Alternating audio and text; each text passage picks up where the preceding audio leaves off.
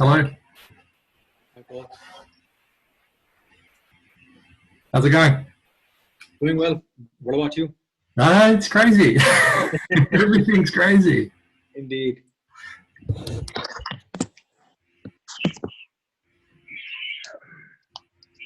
Let's see how this works. Are Yeah, absolutely. you in Brisbane? Sorry? Are you in Brisbane at the moment? I'm in Brisbane. Yeah. Cool. How about your other guys, Richard and Aiden?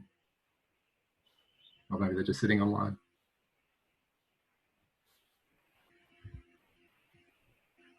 We'll just wait till 5 o'clock, wait till everyone comes in. I'll see if I can work out my screen sharing. This is going to be very slick, I promise.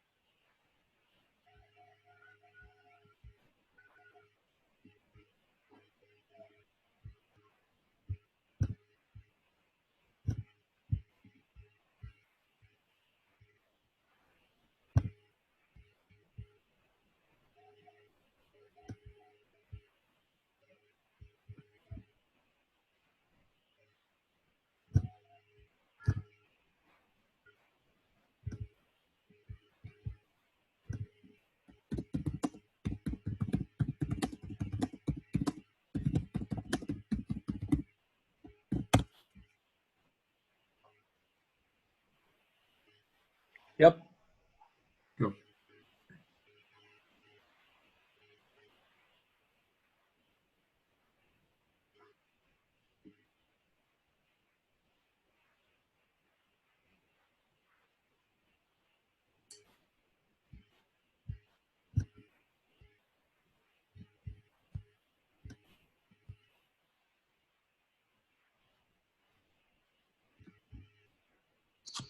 Hey Paul, just saying hi before I go away. No worries, Yanni. How are you? We didn't think that this job would be from our living rooms and bedrooms. No. Hi everybody. All right, have a good listen. I might just send the Zoom link again in Blackboard. I'll send you a Zoom link now in Blackboard. Okay. Have a good listen. I'll be logging off.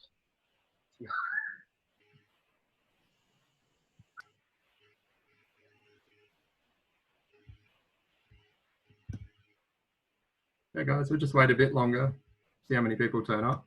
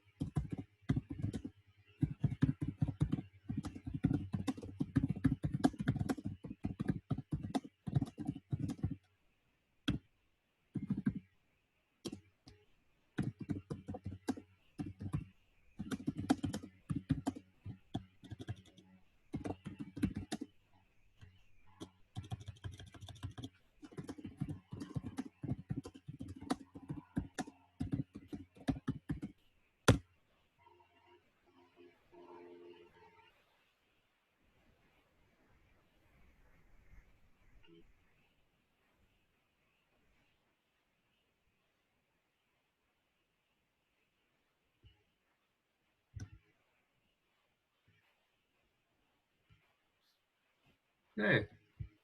Have a lot of people now, 25, 26, someone new. How is everyone going?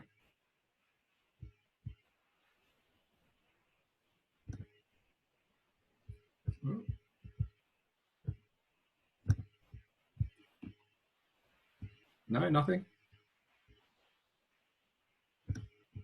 I got 2 people. Hello, Dave and Arden. It's a strange time. It feels like forever ago our last lecture was. It's yeah, it's pretty crazy times. I hope everyone's. Oh, Hamid's joined in. Turn Teams on. My work colleagues are harassing me on Teams, but good. Okay, so we'll get started. Again, as I said, I hope everyone's well. I hope everyone's adjusting to this new way of working and studying. It's quite a different change. I know it's very different for us. It's been very, very busy lately in my day job. It's quite a turbulent time, but it's a good time to be a data scientist because you can work from anywhere pretty much, as long as you have a computer and you've got chat. It's a good choice you guys are making for studying this. It's quite flexible. So I'm going to mute my work colleagues. They're annoying the hell out of me. Okay, so last lecture was we were doing set theory, and we're going to move on to the next important bit. It's driving me crazy. Stupid Microsoft Teams. Okay, so next bit, this is a really important part. Might not seem so obvious why it's so important for you guys studying data scientists is foundations in logic and proof methods. So this is a step back from the sort of things you'll be doing as a professional data scientist, where you can think of being a data scientist as this smooth version of logic where nothing's ever certain. You're using more arguing with probabilities and stuff like that. But going back to the foundations of logic, that's what everything's based on. And arguing from logic is really important, especially when you're trying to communicate. If you find this hard, it's because everybody finds it hard. Being rational, being clear with explanations is a really good skill to have. So practicing this stuff is super important. Can't state that highly enough that if you're going to go talk to people, explain some result you've got, being able to use logic, rationality to explain it, especially when you're dealing with very uncertain things. So logic's yes, no, true, false, black, white, everything's a blur is what you'll get into, and being able to this sort of rational argument technique is a really good skill to have. So harping on a lot there. Okay, what do I want to say? So yeah, we're going to go through, I'll just quickly, this is probably going to make you nauseated. If you can see my screen, we'll go through foundations in logic. A lot of this is to do with number theory in particular. Number theory is a good example, you know, because it's hard. And talking about quantified statements and how you do proofs. A lot of this is methods of proof, which you're not going to have to be doing hard maths proofs, but you see them, you understand how they work. They can be really tricky. And some of these ones that are a little like mathematical induction and proof by contradiction can make your head explode a little bit when you first see them. Has anyone encountered them before? Just send a chat if you have or haven't. Is this new material for people, or is it a revision? Seen it before? Okay, so hopefully this makes it clear. Thanks for the feedback. Yeah. Okay, cool. And then we'll go on to a bit about, where is this one? So logic in particular. So, and going through truth tables, which has a lot of applications in programming itself. You know, all computers can do is evaluate logical circuits. That's all they are. They're a bunch of switches. Every time you're doing data science, you're using a computer, you're a semi-programmer with a good understanding of probability. This stuff's super important for what's going on a machine to understand, and helps you argument. It helps your skills in argumentation. And the last bit we'll go through is pretty cool, I think, is like automated reasoning. I sent a link out. I don't know if anyone read it. I'd read the nature description of where this thing can go, but I'll talk about that a little bit more at the end. So I'll go back. I'm using this program. It's the first time for me, so let's see how this goes. Okay, so what is a proof? That's a really hard question. It's proof itself means a demonstration. So it's a logical demonstration that something's true or false. So when you have a professional mathematician, who's you're typically in academia, they're basically proof machines. That's what their day job is. They go through, make new proofs, prove things, come up with better proofs of old proofs is the sort of thing that a pure mathematician does every day. When you're a data, like me, applied mathematician in industry, you sort of, it's been a long time since I've had to do a proof, but the foundation of mathematics is, it's different to all the other scientists because you build upon things. You prove a thing, then you can prove other things on top of that, and the big structure builds up on top of that. It's really quite interesting, especially if you're thinking about when we get to the end, automation of this process. Yeah, because it seems like something, like superficially, it seems like you could just automate all of mathematics and all the pure mathematicians have nothing to do, but it's not quite that simple. And that has a lot of connections to when you're doing data science, when you're a data scientist analyzing things. The brevity of an explanation and simplicity of an explanation is really important. It's not good enough to just, here's the answer. You have to come up with a concise, nice answer that helps people understand. And that's actually like, if you're looking forward in where data science is going, machine learning in particular, concise explanations that are human understandable is like the next frontier. So there's a lot of progress recently, deep learning, blah, blah, blah. You can show, oh, it's a picture of a cat, but why does it think it's a picture of a cat? And if you look at the current state of the art, the things these neural networks and stuff, deep learning neural networks are picking up on aren't human concepts. They're very strange when you analyze them. Okay, that's a lot of waffle. Please tell me to stop if I'm waffling too much. We'll get into the details. So, okay, basic structure of simple mathematical proofs. How to disprove a mathematical statement using a counterexample. Now, again, it's sort of interesting. All of computer science, everything started with mathematics, and it all started with number theory. And number theory is sort of, you know, you're just looking at integers. So we talked about the set of integers last lecture, which seemed forever ago. It seems superficially simple to talk about integers, but it's really, really easy to say something that's very, very difficult to prove with number theory. And a lot of advances with computers have been people using computers. What computers were invented for was to help with calculation, to help with mathematics. They've extended beyond that to help people with everyday lives, but always mathematics underneath. So if we're talking about mathematics and proof with data science, it's because this is what it's all based on, and the good examples of proving things are all developed by clever mathematicians a long time ago. So just some concepts, you should all know these. So, excuse me, I've got this pen and I'm going to try and write on my screen. We'll see if there's, so we've got even, odd, prime, and composite. So these are some really simple things, and we're going to talk about proving things about even numbers, odd numbers, prime numbers, and composite numbers. So you should all know even numbers is 2 times some integer, odd is 2 times plus 1. The prime number one seems a little bit more exotic when you read it out here. So an integer n is prime if and only if.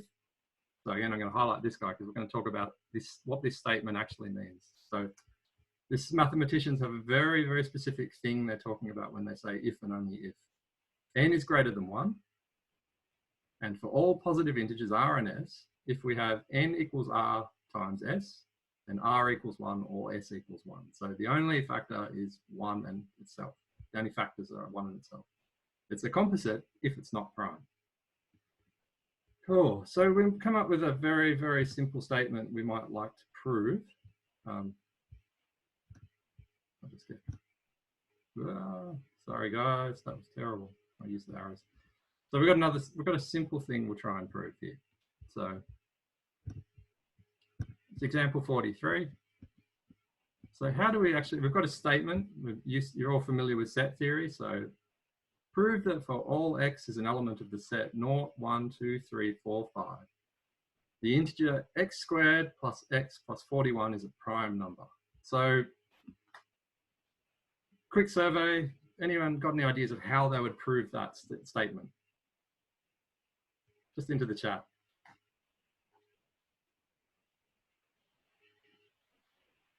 Anyone got any ideas how they would go about proving that?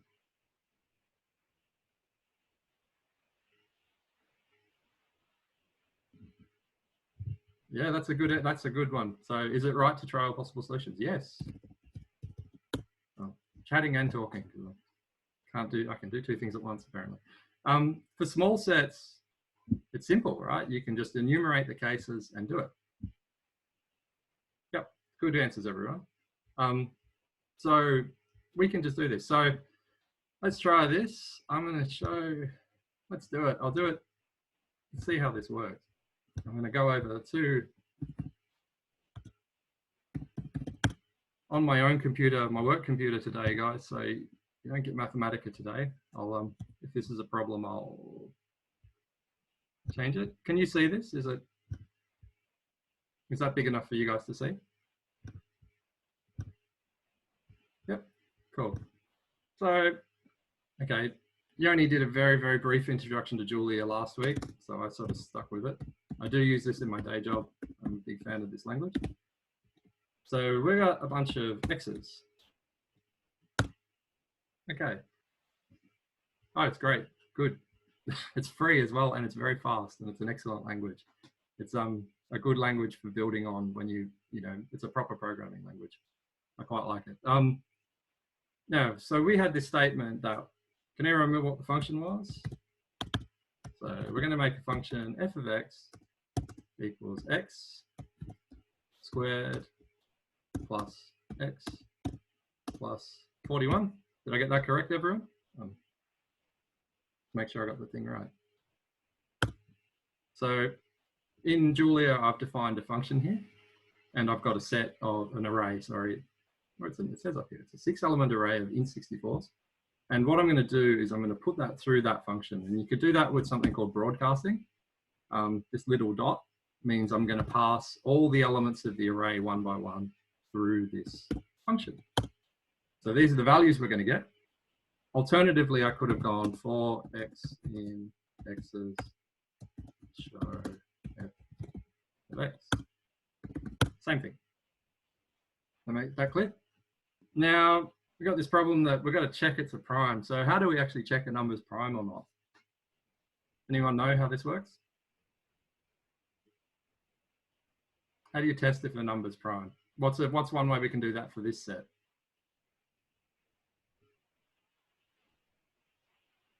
I'm going to wait till I get an answer in the chat.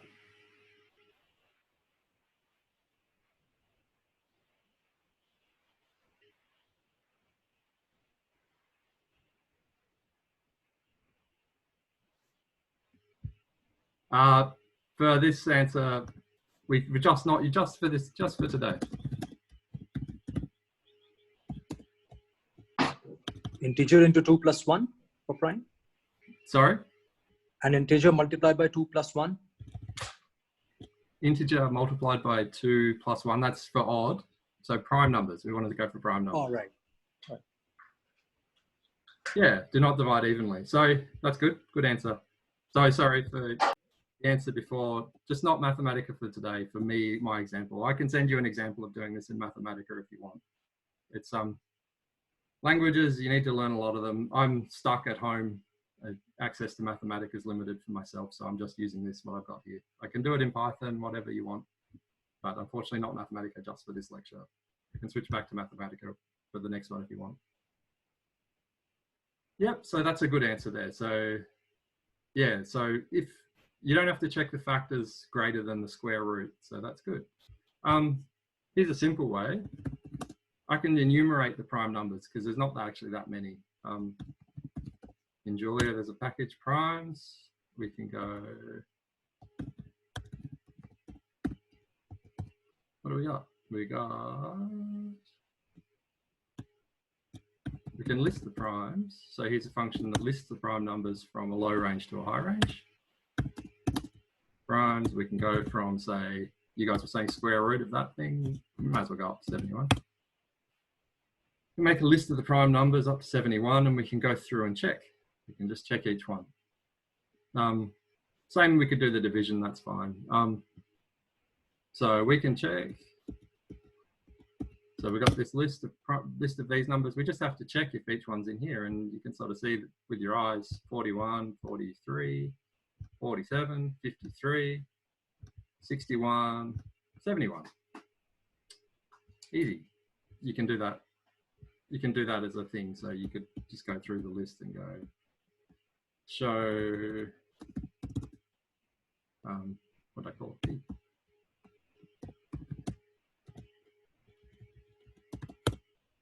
Yep, so it was in that list. That's a really terrible demonstration because, you know, you're doing it in a computer, but this is the sort of thing computers are good for. The really interesting ones that mathematicians worry about is like, can we say that this statement is true in general? And how would we go about proving that sort of stuff? So just a quick idea of that. Is that clear for everyone? That simple program worked?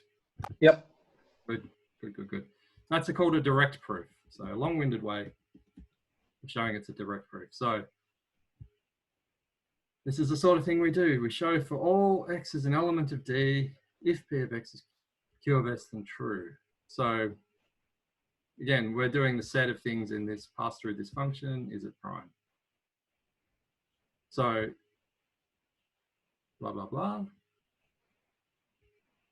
And P of x, show the conclusions true, definition of proof established. Okay. So this is a more one like a mathematician would worry about. So prove that for all integers a, b, and c, and m. So again, a little bit harder to do it with example. You know, we can do this one up here, 43 with examples. 44 is a little bit harder. We've got to do something a bit trickier. So anyone, we have some functional forms for this. So, oh, sorry. Just clicking on my computer randomly. Okay. So again, I'll ask really quickly how you might go about sure. This is, again, we haven't actually said what a proof is. We've said a direct proof is you just show everyone. Constructive proof where we just show it directly. Anyone got an idea of how we might go about showing this guy's true? I'll say show more than prove because standard of proof is quite difficult. But this is what we're talking about. So any rough ideas for how you might approach this one?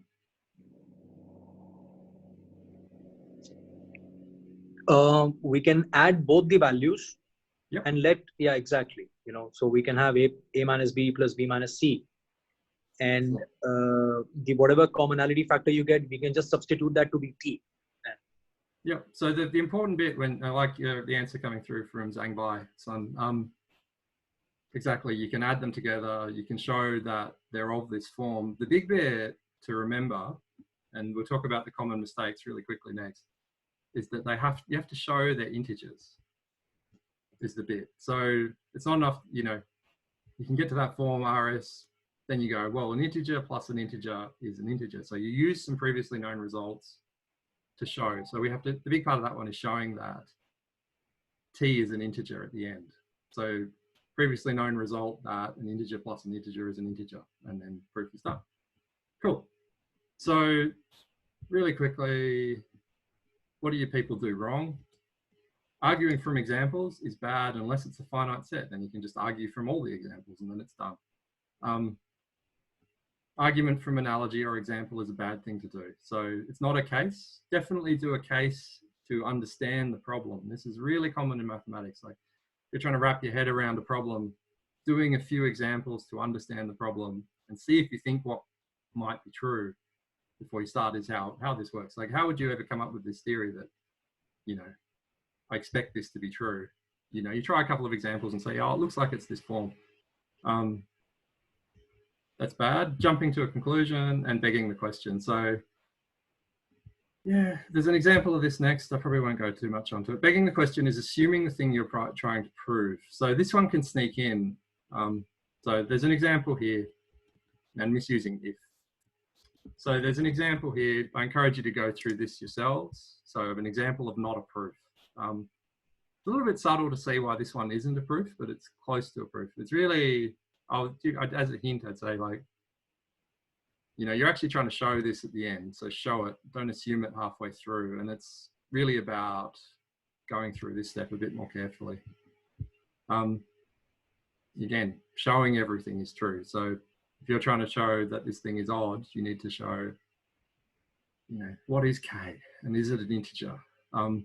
If you've sort of jumped to the end and gone, oh, it's true, you're begging the question, or it's nearly like jumping to a conclusion that you've missed some step in the middle. And proofs are quite difficult. To do proofs, we'll talk about this in the automated theorem proving section, that to do the thing called, mathematicians call a formal proof, is actually really difficult. You really, when you're going from English to a statement in logic, it's easy to drop things. And there's things that you assume that you don't even notice you're assuming them, like properties of integers. Like if you multiply two integers, do you get an integer? If you add two integers, do you get an integer? If you add two odd numbers, you get an even number. Those sorts of things, proving them true, and you can build on the statements you've done. So I encourage you to try this example yourself, check it with your tutor, check it with me, even send me an email. I think that's a good example. So this one next. So disproof by counterexample. So, okay, show. Okay, so who's seen this symbol before? This funny little upside down A. Does anyone know what that guy is?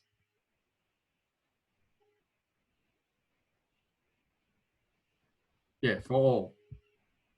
For all x element of D, if P is Q. So what you're trying to do is show for every single one. So if you've found a statement where you're going for every x as an element of D, if P then Q, you can just find one that's opposite. And I'll just say a brief example of this guy. All right, we'll see. I hope this is obvious. If we go back to this one about the primes, 41. Does anyone expect that to be true for all integers, all the natural numbers? If we extended x to be an element of n, this is going to work really well. Sorry, guys. It's terrible. I'm writing on the screen. If x is an element of that instead, yep, I'm writing like a 3-year-old on the screen. Sorry, guys. If x was an element of the natural numbers instead of just 1, 2, 3, 4, 5, do you expect that statement to be true? Let's get a quick survey. True or false statement? False? False? False. Yep. So again, I'll try. When do you think it breaks? Anyone actually done this one? A 41. You're too good. I'm not even going to do it then. I'll go back. I won't share. Yeah. You just enumerate the cases. If you run that program, you'll find one pretty quickly that's not true. So good. Try that yourself. Yep. Cool. So you can find, if you've made a statement where you've done this sweeping thing where you're going for all x is an element of D, you can shoot that down with one example. Okay. I'm going pretty slowly. So, okay, how to format a proof. I'm not going to give you an example of this because I'm typing on my computer and it's terrible, but handwritten one. So there's a particular form. I encourage you to practice this when you're doing a proof. Write the theorem to be proved. I'll do one of these for you, one properly at the end to show you a proof by contradiction that I like. Write the theorem to be proved. Clearly mark the beginning of the proof with the word proof. Make your proof self-contained. Complete English sentences apart from any mathematical formula. And stating what it is you've proved. QED, done. So it's a logical argument that's meant to be convincing to other people. And it really, you know, it's about it. The best proofs explain something. The worst proofs just show something's true, but both are useful. Again, as a data scientist, what you're trying to do is sell a story. If you're analyzing some business system or whatever, that light's really terrible behind me. Got to make a rational argument. So this practice of proving things and making logical arguments, I really can't stress that it's very, very important if you're working outside in industry. Being able to make a rational argument and convince people is a big, big part of your job. There's a technical skill, and then there's talking to people. And talking to people for a particular side of a data science role is very, very important. And you make your career on that, being a very clear communicator. Okay, now just go through quickly, making philosophical points. Study rational numbers. So again, we talked about this last lecture, rational numbers Q. So this guy got this funny little symbol. So anything that's not rational is irrational. And again, there's some stuff that's really hard to prove, like proving particular numbers are irrational. It's quite tricky.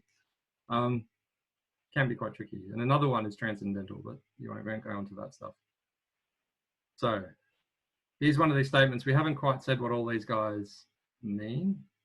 Look at this guy. R is rational. Anyone seen this funny backwards E? Did we do that already, or is that a new thing for you guys? Is that a new state? Do you guys new to me? Okay, so that guy is there exists, integers. Yeah, there exists. We'll talk about it a little bit lower. A and B such that R equals A on B and B does not equal to 0. Yeah, so you can write it as a ratio. This is the important one, ratio of integers, and B does not equal 0 because you get nasty divide by 0 stuff. Now, okay, a little bit more notation because I think notation's 90% of the game. This little funny up triangle and down triangle. Does anyone know what those guys are? Quick survey again. You can just chat answers. Yeah.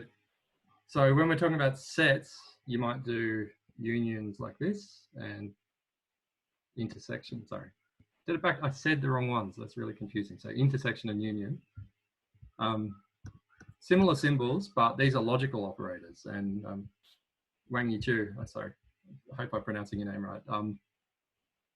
This is an and this is an or. So I'll just write this on the screen.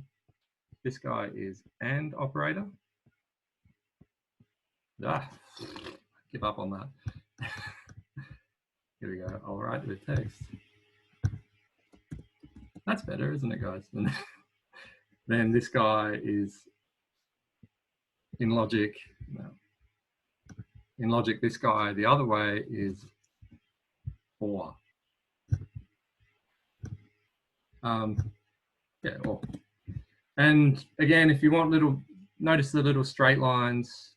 Set notation and logic notation are very close, and they have a similar meaning. You can think of like an and as an intersection and an or as a union. It's a leading sort of notation that makes you think the same way. As if you think of true and true is true, but true and false is false. It's not. It's like they have to both be the same. It's very much conceptually similar to intersection and union. So just remember those symbols. I always remember because I'm stupid and I forget. And looks like an A without the slash, and this looks like a lowercase r if you squint and close your eyes. Anyway, going slowly. Okay, so I want ABC. Quickly chat what people think this is, what's the truth of these statements. So just in case, for stuff you shouldn't know, there's a bit much to expect you to know off the top of your head. 7, square root of 7 is irrational, and this guy is rational. This continued frac, this always ends up being a rational number. So this guy is rational, so that bit inside this bit's true, this bit is irrational, so that bit is false. So we're going to go, what's A? What's going to be the value of A if we evaluated this express statement?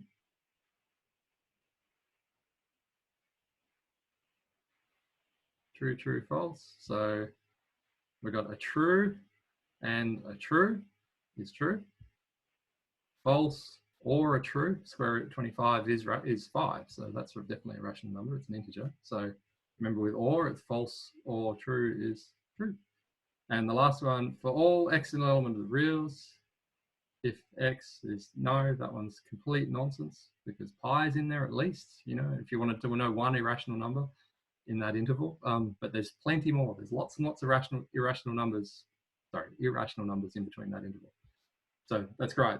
Saying bye, good answer. Okay.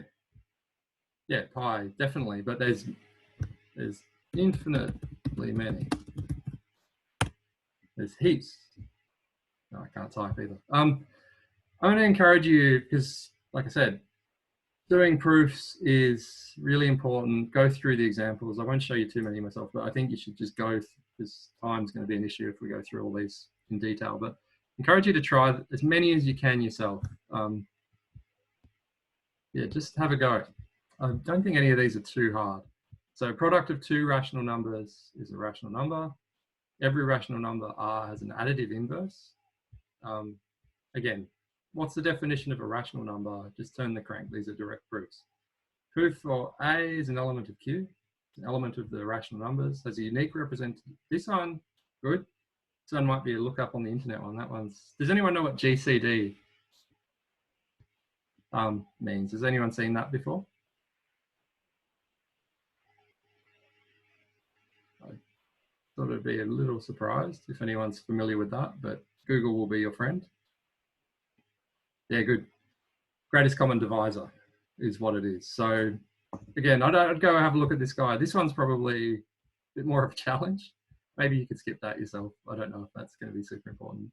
Prove that every non-zero rational number has a multiplicative inverse. So we had an additive inverse was defined up here and a multiplicative inverse. So maybe have a crack at 49, 50 and 52 yourselves. This one, maybe I'd just look that up on the internet if it was me. Have a try, see how you go. Okay, cool. That's much slower than I thought I would do. Okay, so, okay. Now, these things, more math stuff, more number theory stuff, but actually turns out to be really important in programming. This stuff about factors and modulus after division comes up all the time. You're actually more familiar with it than you know. Might seem new, but it's actually an everyday thing, and I'll say a little bit about that. So when you say, okay, we're going to say about what it means when one number divides another number. So this is the guy, this is the statement here, and different ways of expressing it. So we've got two integers n and d, n and d, and d does not equal 0, again, all the time with these integers. N is divisible by d if and only if there exists some integer k such that n exactly equals d times k. So you can, ways of expressing this is a multiple of d, d is a factor of n, d is a divisor of n, or d divides n. Yeah, you see this notation every now and again. D divides n, d does not divide n with this funny notation here. When you get into programming languages, they won't use this operator very commonly for this sort of thing. They have a special function for it, or you might see when you get to modulus, you'll see a different thing. That's the expression we're trying to say. So again, some simple ones. Again, just go to the definitions and think it through. I won't go bother with that one.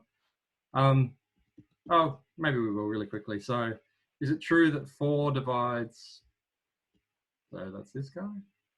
Is it true that 4 divides 72? I think yes. I think the answer is 16 or something. I'm bad at mental arithmetic. Is 24 a multiple of 48? Blah, blah, blah. It's the wrong way around. Now remember, is it true that 0 divides 5? No, because you can't. This guy up here, you can't be 0. And this is a factor of 9 as long as you're considering all the integers, not just the natural integers. Okay. These are nasty ones, but these become easy when we look down here. So a big thing in maths is using results that you know are true to prove another thing. That happens all the time. That's the thing. You're sort of building on a big edifice. You're trying to build this Tower of Babel that just goes up. You go, I'll start with little results and I'll make more and more results. And people who are professional mathematicians have a big bag of results that they know and they can pull on. But it's good to see this stuff for you guys, not necessarily know it. This is a really super important result in mathematics. Worth knowing that it's even if just for personal interest, and a lot of internet cryptography is based on this fact, strangely enough, that your bank account is safe because of this result, and the fact that finding factors is difficult. Given any integer n, there exists a positive integer k, distinct primes p1, p2, pk, and the positive integers e1, e2, such that n equals, So any number you can represent as a product of prime powers. So this is one prime number power to something, might be 1, might be 2, might be 3. So, and it's unique. That's this is the really big thing is there is only one representation like this. So this is used in cryptography a bit, in RSA encryption. And the biggest thing is finding factors of big numbers is hard. So okay, if you're a masochist, you can try these. This is where computers are great because someone's written a library. You can just pump it in and try it. If anyone wants to do that in the chat really quickly, I'd be very impressed. Anyone want to have a go at what the prime factors of those guys are? Luckily, we can just go back here. I'm going to forget what these numbers are by the time I come back. And you can go factor 5440. Yay, so 2 to the power of 6 times 5 times 17 is the first one. And what was the second number? This is a much bigger one, 43560. It's 2 to the power of 3, 3 to the power of 2, 5, 11. So remember these guys down here are the prime factors, and these are the powers. So power of 1, power 2. Yeah, unless you, I wouldn't advise going and trying to do this by hand for lots of ones unless you really like trying to find prime factors. Yeah, there's very clever algorithms for trying to find prime factorizations, but it's one of these ones that the number gets big enough, it gets hard very, very quickly. So this one should be an exercise for you guys. I would encourage you to have a go at this yourself. And before I was saying about building on things, if you have this result as a hint, these guys up here become easier to answer. Let you try that yourself though. Okay, now another important one is we sort about divides exactly. Every other one, if it doesn't divide, there's a little bit left over. So this is the quotient remainder theorem. Any integer n, positive integer a and d, there are unique integers r and q. Again, unique is important in mathematics. It's more interesting when it's unique. Such that n equals dq plus r. Okay, and a positive integer d, blah, blah, blah. We define, so this notation is mod, d mod, n mod d equals r. So, you know, this one's going to divide it exactly, and then this fits the little bit left over. Anyone think of then this is the horrible maths way of saying it. If we've got two integers a and b and a positive integer d, if a equals r mod d and b equals a, we say, so again, the same remainder upon division by d, we say that a is congruent to b modulo d, and write a equals b mod d. Off the top of your head, can anyone think of an example from the everyday where we do this sort of modular division, remainder after division, everyday example? And this is the one I always think of when I'm doing this sort of stuff. I'll give a big hint if you're looking at these things. All about time. Time is the common example. We have 24 hours in a day, and say you add, you know, 20 hours to a day, and you say, what's the time? That's the, like this R. So mental model is always clocks and 24-hour time.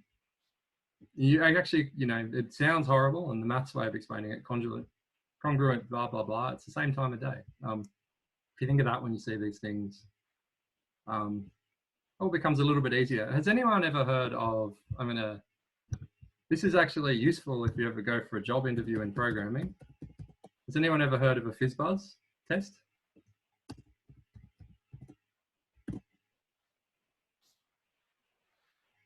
Is this a new expression for anyone?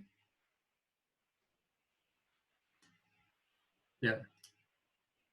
Do you want to explain it? Anyone of you guys, could you quickly chat what the answer, what a FizzBuzz test is?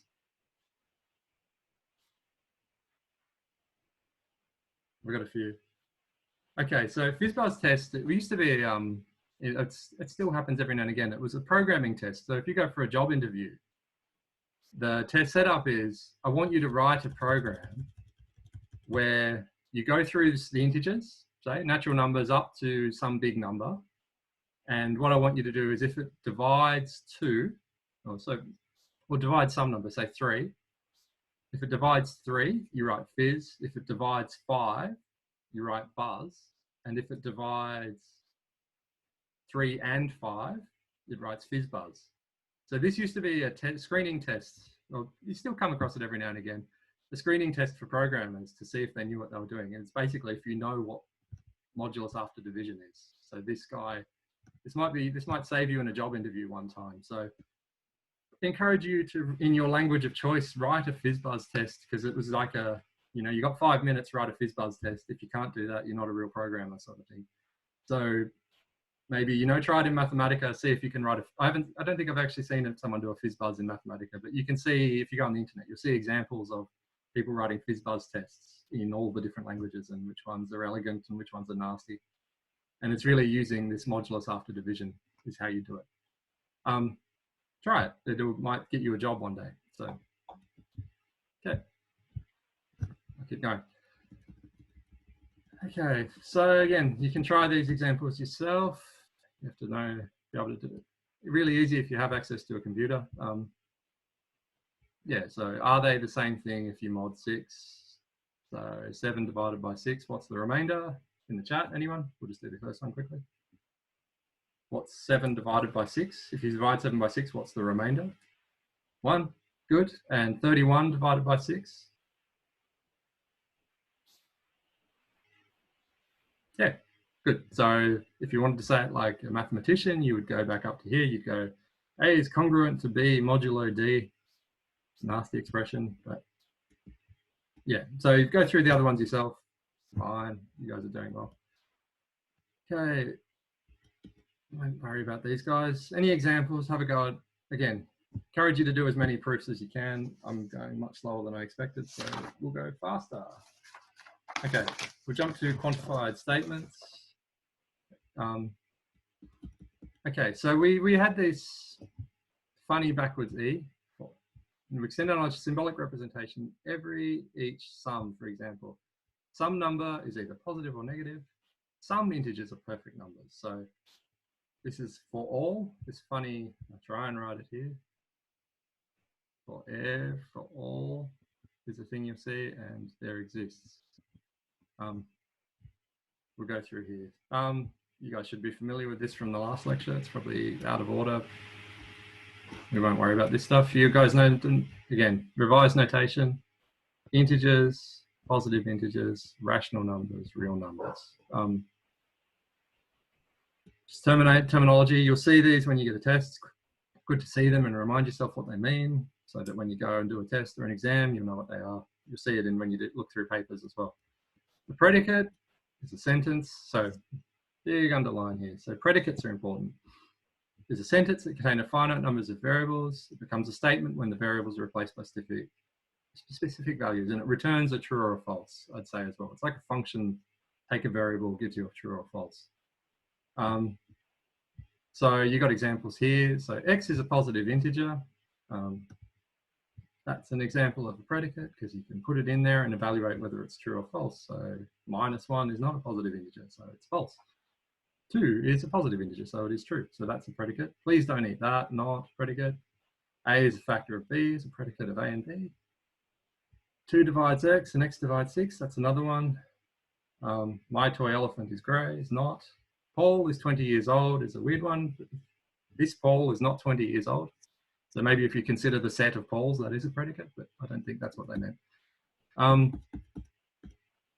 Okay, yeah, and this notation, the predicate often has this representation, P's and Q's. So you think of it as a function that returns a true or false. Domain of a predicate variable is the set of all values that may be substituted in place of the variable. Set of all such elements make a predicate true is called the truth set of the predicate. So all the X's that will make this true is the truth set. For an example, let Q and N be the predicate. N is a factor of 15.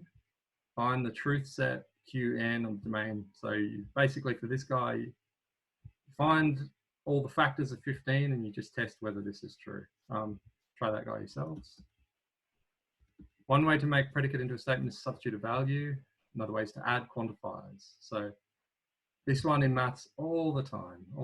It's like for all x, and this is how you go about proving things, is like you look, if you ever see a for all, you think, well, I just need to find one case where it's not true to disprove that statement. If it's there exists, it's sort of like, oh God, I got to find it, or say something about what does it mean if it doesn't exist. It's basically how the proofs, won't worry about those examples.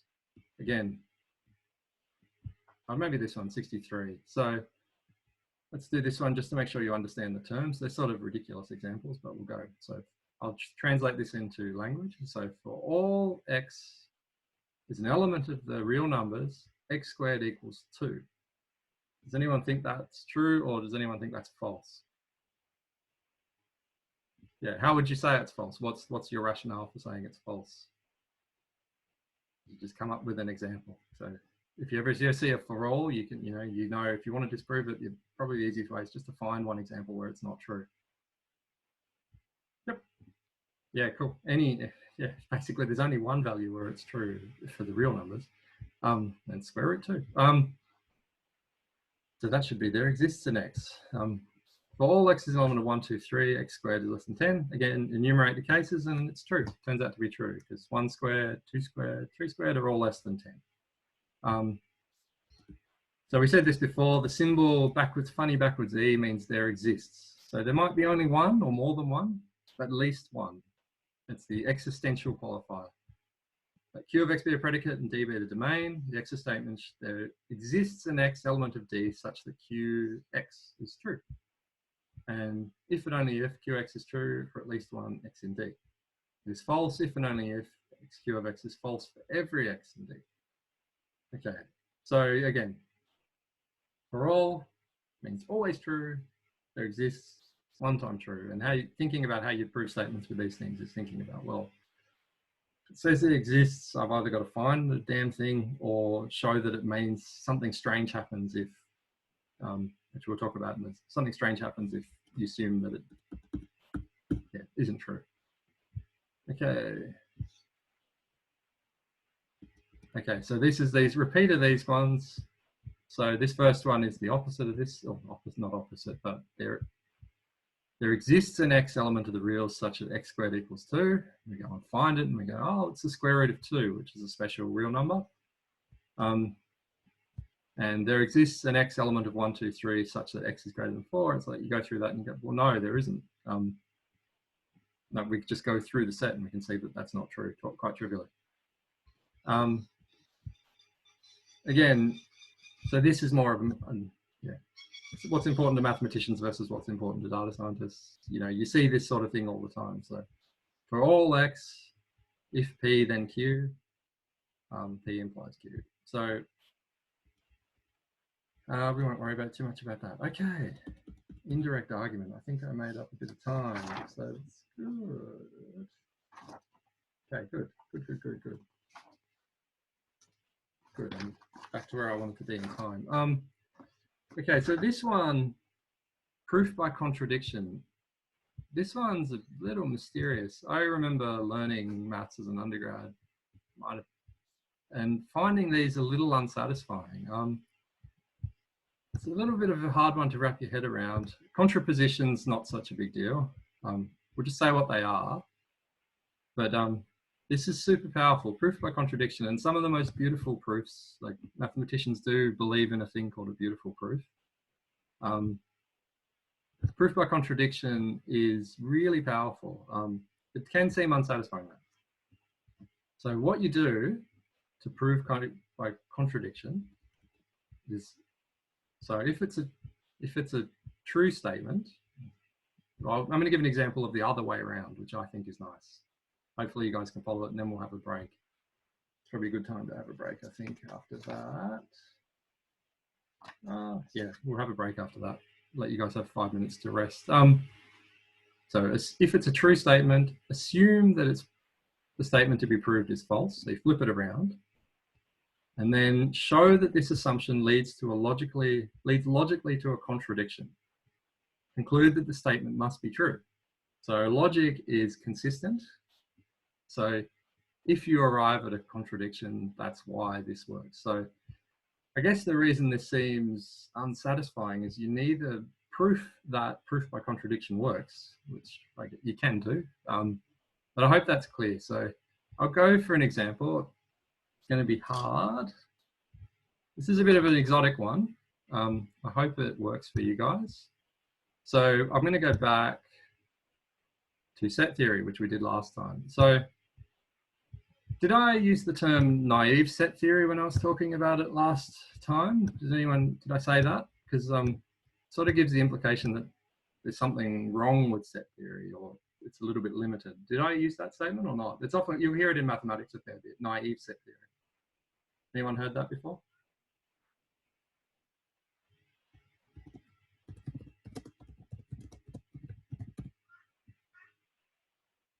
Yes, no?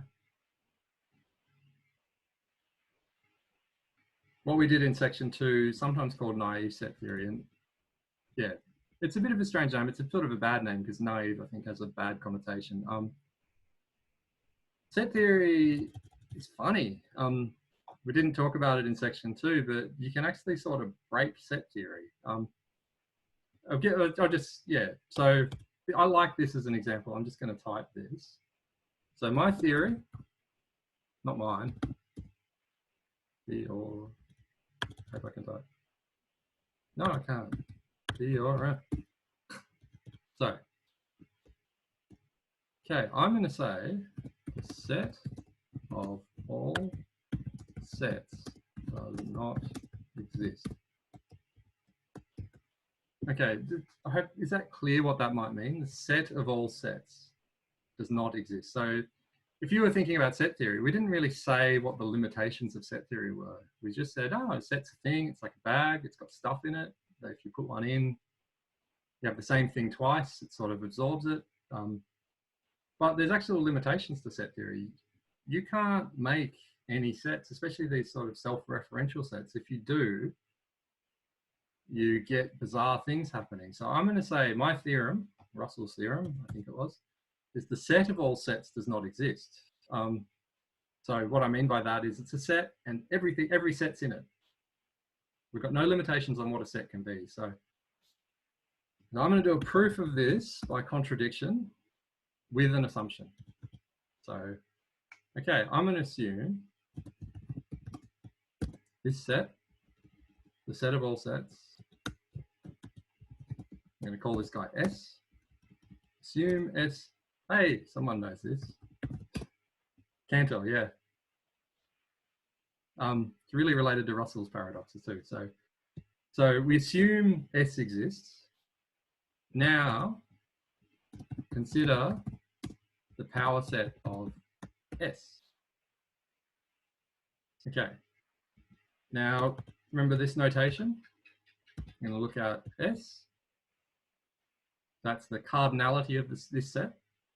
Now, we're going to use a known result. We're not going to prove this one. It's obvious for finite sets. So the cardinality of a set is less than the cardinality of the power set of that set. So remember, a power set is the set of all subsets. So that's less than, so this is a known result. That's actually sort of tricky to prove. That's a known result before. So, okay, we know this result. Now there's this problem. S is the set of all sets. So P of S, I don't have the, got to get this dodgy pen out again to get my subset in. So P of S is going to be a subset of S. Sorry guys, that's terrible. That's a subset notation. Oh, it's typing over backgrounds. I'll just write it with my dodgy pen.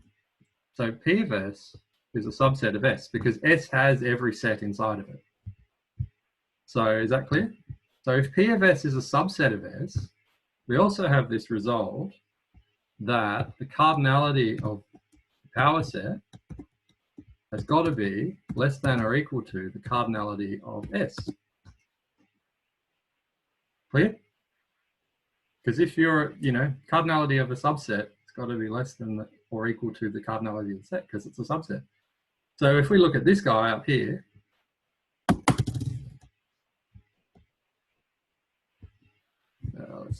sorry, I should have numbered my equations or something.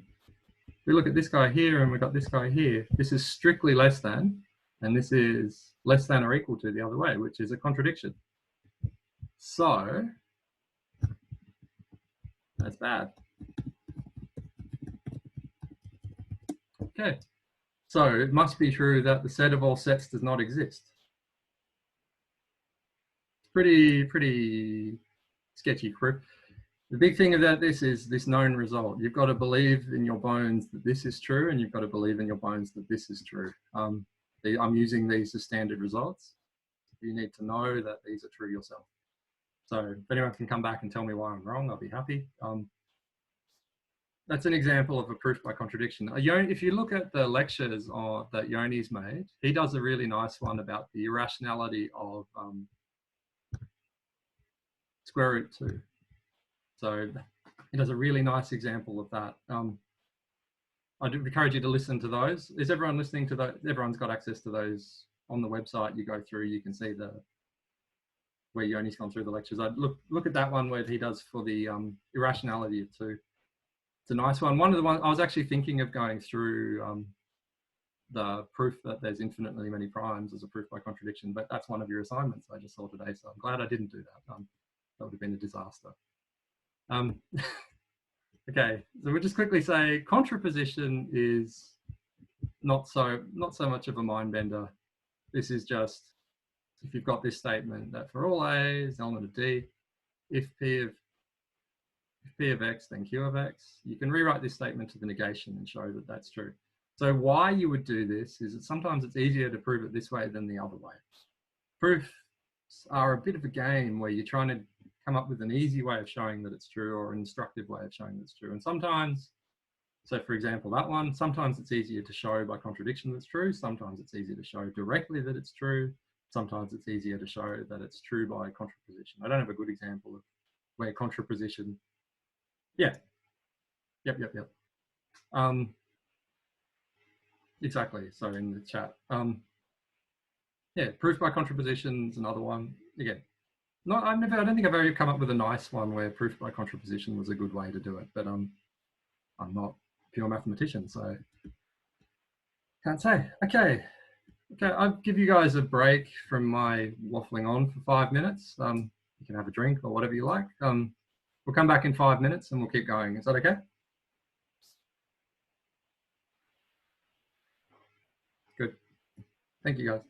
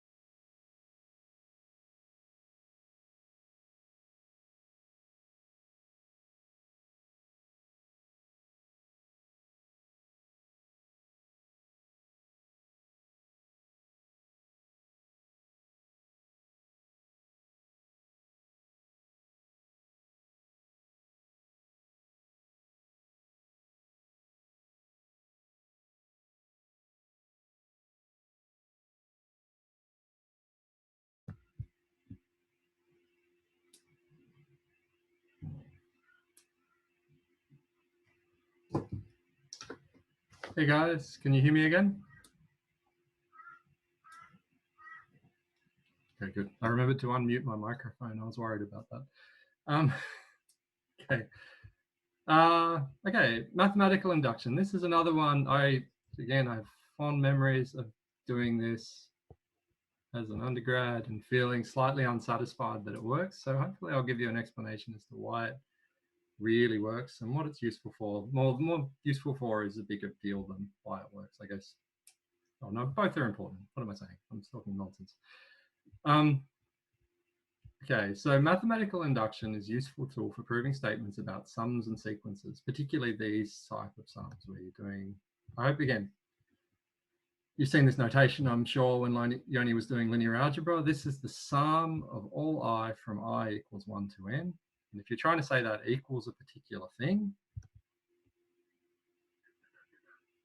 that's a perfect example for using mathematical induction.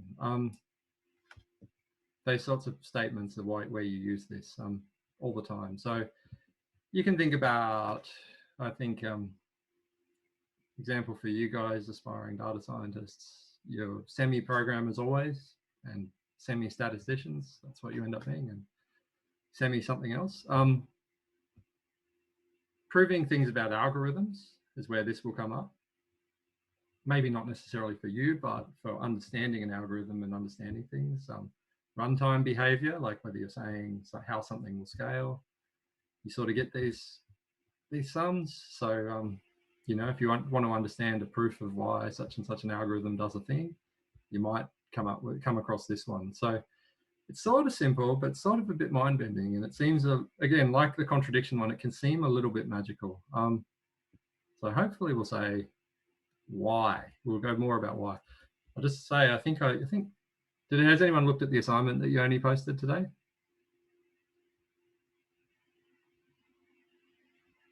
I think this might have been actually one of your questions to prove this.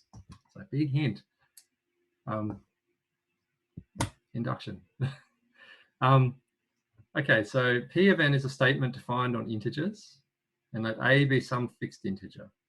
Nearly every time you're doing it, this little subtext here is super important. It's like it's nearly always 1. You nearly always do the first one. You're always going to show that the first one is true, or any small some example of this is true. Now, for all integers k greater than a, if p of k is a true statement, this is what's a bit mind-bending. You go, I'm going to assume that this is true, and then I'm going to prove that the next one is true. So this is like this ladder. It goes, I think Yoni even calls it a ladder. You know, you start at a spot, prove that one's true. Then you prove that the step is true. And then by this sort of repeat, you can prove that induction is a way of proving the statement is true for all n, for n greater than a. So step 1 is the basis step. Step 2 is the inductive step. So this ladder, this repeating pattern. You go, I'm going to start at this one. I'm going to prove this. I'm going to prove one position. Then I'm going to prove the step, and that proves all the way along the chain. So what you always do. Is that clear? I mean, intuitively, why that would work to people? Like, is that a reasonable explanation? Do you sort of understand why that might work? That you got to start from one spot and then you prove the step, and then, okay, good. At least one of you is clear. So, okay. So I always thought it's a little unsatisfying. It's one of these things that you can actually prove that mathematical induction is a reasonable thing to do with logic. So again, there's an example here that's really clearly worked through. I'd encourage you guys to do that yourself. Go through this guy, make sure you understand the step. The big thing is you prove one position's true, then prove the step.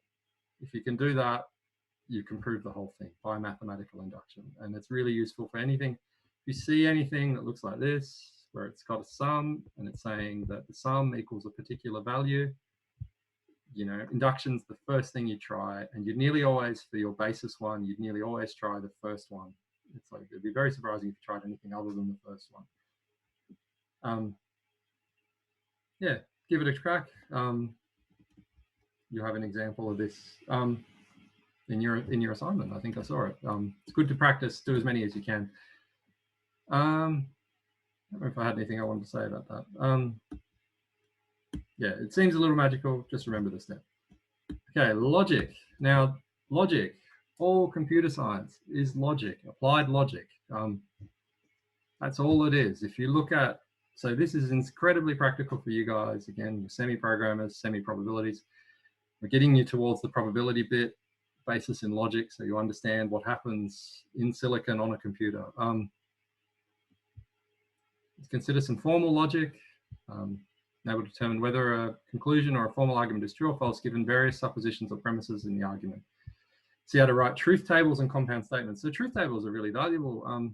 Again, a digital circuit is a bunch of logic gates. Logic gates, so we see these ands and ors and things and nots. We can make things from them and we can make a circuit and say things like, a really practical example of this would be like if you're trying to prove a logical statement, you can make a smaller circuit, a smaller digital circuit that does the same thing as a bigger digital circuit.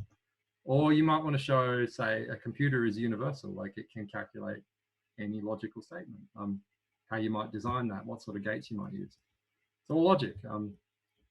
Statement or proposition is true or false, not both. So blah, blah, blah. I won't go through those. So they're true or false statements. So we use P, Q, R to stand for simple statements. If we let P denote it is raining, we can denote the negation of this statement. So symbols here, similar to what you use in computer programming languages. For some reason, most computer programming languages don't use this funny A and R for and or. Pick a programming language of your choice, they'll use something different. All of the C-based ones will use something like and an or. Not. So this statement here where you're using not, you'll often get an exclamation mark for not. Yeah, programming a computer logic is very important. So this guy, this symbol, when using mathematics, I tend to go with this guy. Sorry, making it hard to see. I tend to always use this guy when I'm doing this sort of stuff. Isn't very often these days, but does happen every now and again. So it's not raining, so it's the negation of that statement. Statement P is false. What about the statement not P? So if it's false, it becomes true.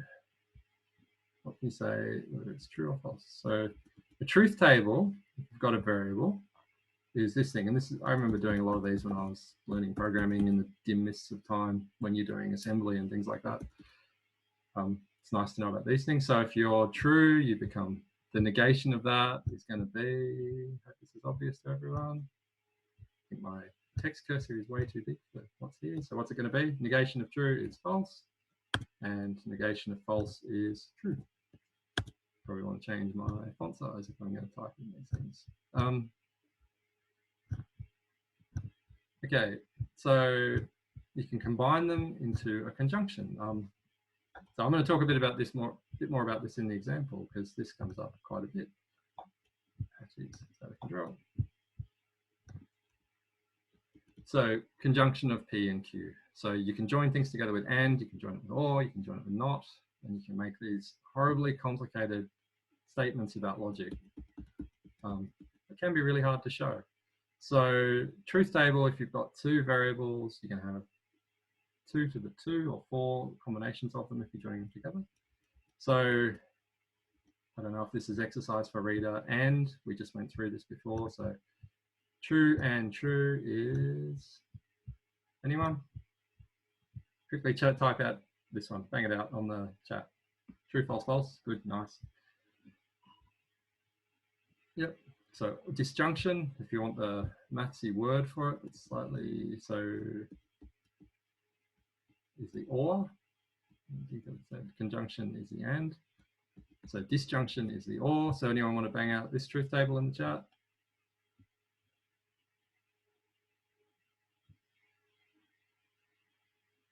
Yeah, so if either is true, it becomes true. This or this is true, or both false, false. Okay, so you can end up with some nasty stuff. So statement form or propositional form. Okay. It's made up of variables PQR, logical connectors, blah. Okay, so what this one is about is just trying to go through my notes quickly. Logically equivalent if they have identical truth tables. So if you're trying to, so thinking about logical functions sort of thing here is the way you can think about this. Is if they have exactly the same truth tables, the inputs can only take on true or false. If you can show that if you want to show that they're equivalent, they're equals. Equals means different things in different circumstances, but this one they have the same truth table. So this symbol came up before when we were talking about proof, this funny little arrow.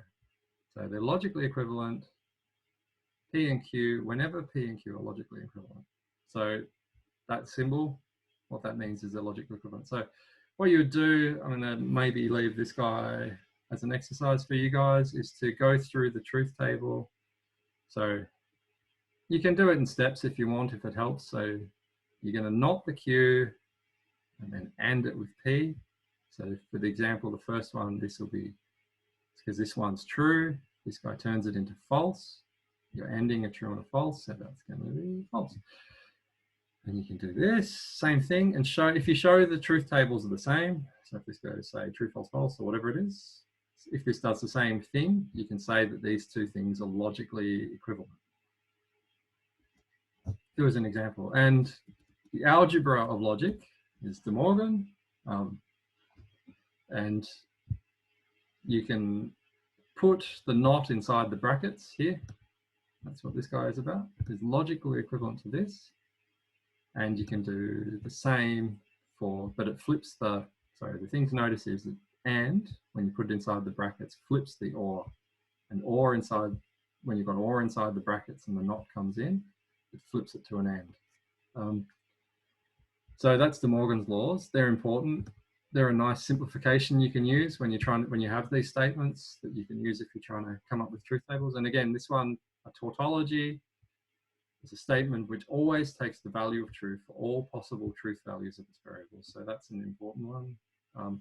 And we came up with this one just before, a contradiction which always takes the truth value false for all the possible truth. So yeah, for all possible truth values of its variables. So we just talked about that in terms of a proof. Again, I'm going to leave these for you guys for examples. They're pretty straightforward. Truth tables are nice because they're dead simple. If you have access to a computer, they're really good at logic. They're better at it than you. You can make these statements in your programming language to check what's going on. So important case, okay, if it has 3 variables, how many rows of the truth table does it need? Discuss. That should be obvious, I hope. Just think about, when we've got 2, you can be true, false, false, false, true, false, true, false. Yeah. So it's bigger. It's sort of this 2 to the power thing. And that's how you represent numbers on computers. It's binary form. So again, examples here, I strongly suggest you do them yourself, unless it's not clear. If it's not clear to anyone, please ask and we can go through in detail. Conscious of time, that's all, and I hope it's sort of obvious. These are nice because they're simple. All you do is just plug the numbers in and do the AND. It's very mechanical. You can use, so we've got some algebra here with De Morgan's laws. Sometimes this can help you simplify something. Like, so if you've got something that's true and not, like P and not P, maybe it can collapse it down and get rid of it. That sort of thing. And there's this funny algebra of logic. And again, mathematicians always worry about the mathematical properties that help them say some stuff. So we've got commutative, associative, and distributive laws. You would have come across those. Depending on the structure you're dealing with, you've already come across an interesting one where the commutativity property doesn't hold. And what's that, matrices, if you're doing matrix multiplication, you can't flip things around, and it doesn't, if you flip matrices around, that doesn't mean the same thing. For numbers, yes, you can do A times B or B times A, it doesn't matter. Logic is the same, it's got this commutativity property, which is pretty strong. the structures are interesting because they help you do stuff. Okay, conditional statements. So again, you have probably heard the term if and only if, maybe only the first time in this lecture if you haven't done much maths before, and necessary and sufficient. So has anyone heard of necessary and sufficient in terms of mathematics before? And if and only if and only if, it's so common that mathematicians will have, right, yeah, okay, you've heard of it before. They contract that to, sometimes you see it's funny, double F, if. Examine these carefully, if P then Q, P if and only if Q, and we'll just see examples that replace these logical connectors are already met. So these things have a meaning in terms of ands and ors and nots. Also see what the contrapositive of a statement is. So probably reverse order of this would have been good, but you know, because you would have come across this stuff before you're talking about it in proofs. So go back to the proofs bit, have a read through, make sure you understand. So if P then Q, so we saw back before, we saw the funny guy with, stop doing that. We saw this guy with an arrowhead on, with the little arrows on both sides. This time we've got it just on the one way. So this is if P then Q denoted. You can read this as P implies Q. P is the hypothesis, Q is the conclusion. If P then Q is false, when P is true and Q is false. It's true in all other cases. So, okay, so let's go through this, just this one maybe. It's false when P is true and Q is false. So that's this guy is, I'll change the text size. I think that's way too big, but I'm scared to type for you guys. So that guy, I just don't want to write the right thing. So it's true in all other cases. So this is a funny sort of logical statement. So true, you guys, it's true in every other case. So it's only false when P is true and Q is false. It's true in other cases. So that's implies. So this important bit, take-home message, is that this is logically equivalent to this statement here. So I'll underline that for you guys. So not P and Q. Exercise for reader, check that for yourself, make sure it makes sense. I think in Yoni's lecture he goes through that one in detail, so it's not much point us going through laborious detail. But again, that's the sort of the one-way version of it. And contrapositive, so this thing where we were saying about you can do the contrapositive for a proof to show something's true, and that's the negation of this. So in terms of the logic, yeah, you can see what you might do with this. Sorry, I'm pointing at my own screen, not pointing at your screen. You can see what this might turn into if you do, if you not both the things, and you can check the truth tables of those two. You only goes through this in the recorded lectures. I encourage you to have a quick look. Or do it yourself first, honestly, because it's good for your soul. Actually find this stuff. And this one, we'll just skip ahead. So little foray into Alice in Wonderland. Lewis Carroll was really Charles Dodgson. He was a logician mainly. He was a mathematician, but he was a logician. So you reread Alice in Wonderland as an adult, you see all these logical games he likes to play. It sort of makes sense when you consider his career. Sorry, foray. So given a statement P and Q, the biconditional of P and Q is this guy. So this is, we saw this one, 2 arrows, 1 arrow. So P, Q is precisely true when P and Q take the same truth values as false when they take opposite values. So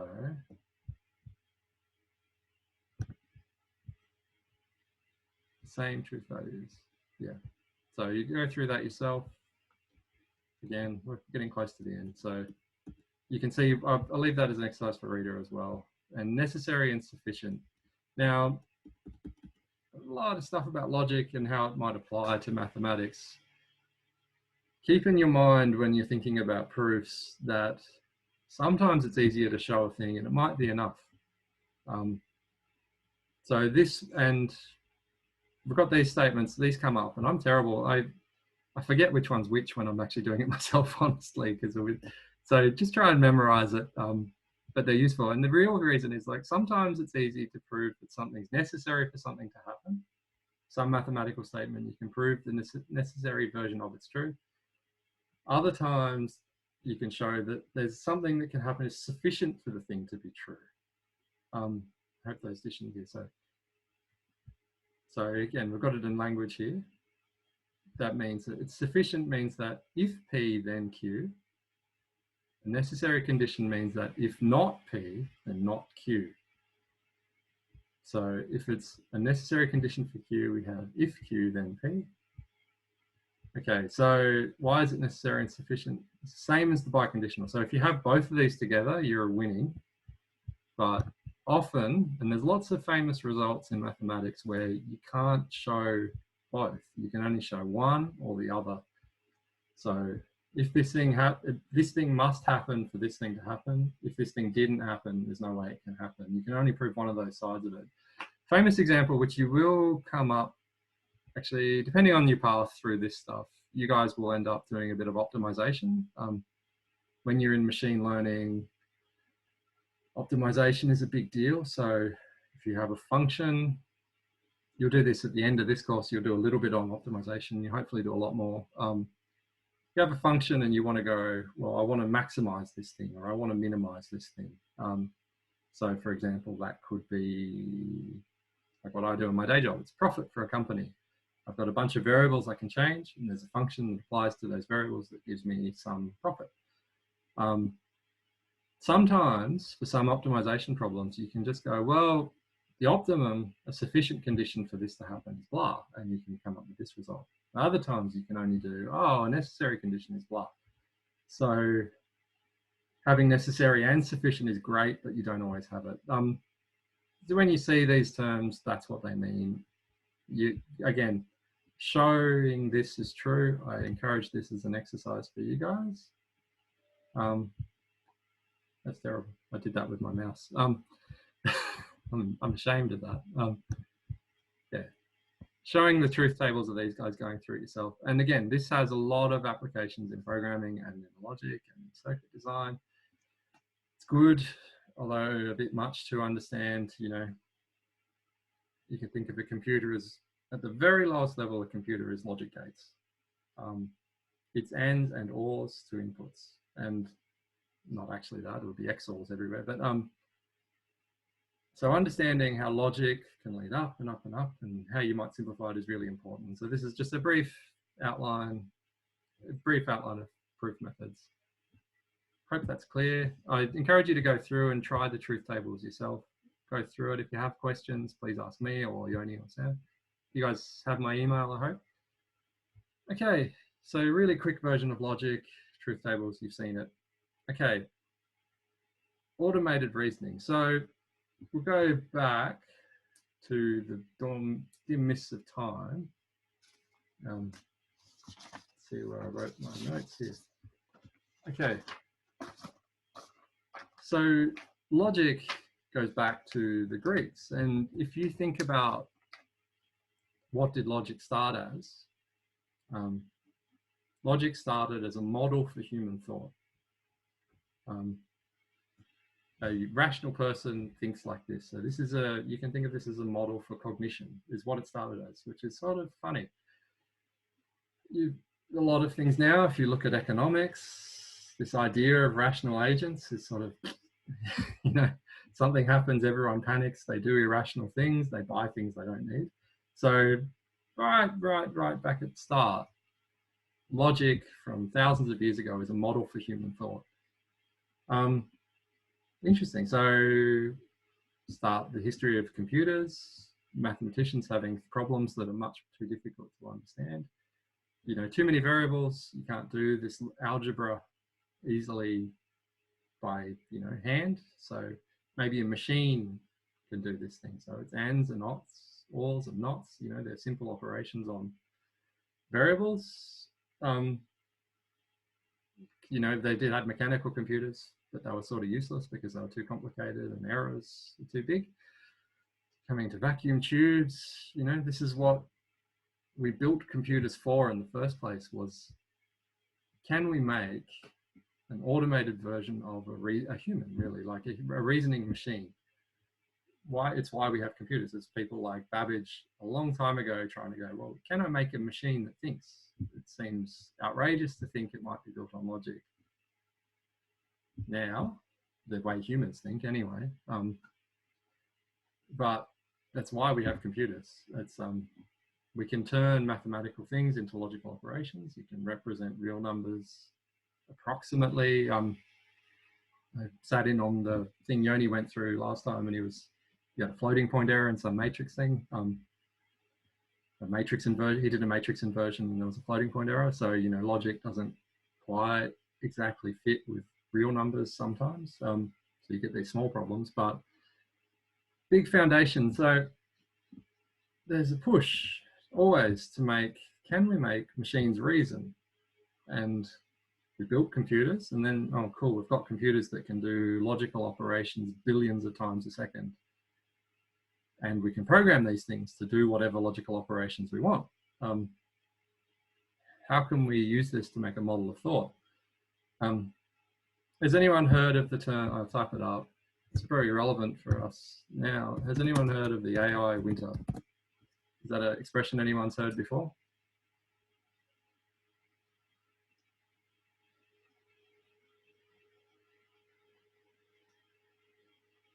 No? It's around the 80s, 1980s. So what it was, you know, a lot of optimism. Like, we got vacuum tubes, and then we got transistors, and we started building these amazing computers. And every year they were getting faster and faster on this exponential scale. And everyone's going like, yeah, we're definitely going to get there. That, you know, projecting this exponential curve, you know, we've got an exponential curve in performance. Every year computers are taking off like crazy. How many transistors we can fit in a small spot, we're going to be able to do any logical operation we want. We just have to be able to program these damn things. So maybe irrational exuberance, sort of bit by the time the 1980s. So what people were trying to do was build machines to reason and build a programming language on top of this, to make reasoning automatic. Maybe logic's enough. That's how humans think. Modern opinion would be, no, that's not how humans think. Humans are probabilistic. Neural networks are in this bit now. So back before that, it was all expert. Has anyone heard the term an expert system? I'll type that down.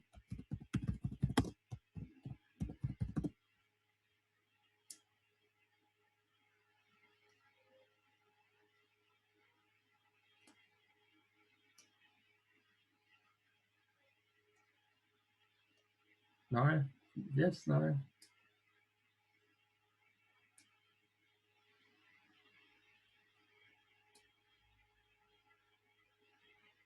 Waiting.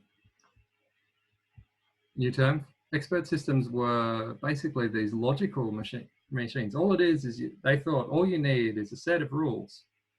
And you apply the rules and you can run any system. So they'd have these big mainframe computers that ran as expert systems that would answer questions, question answering systems.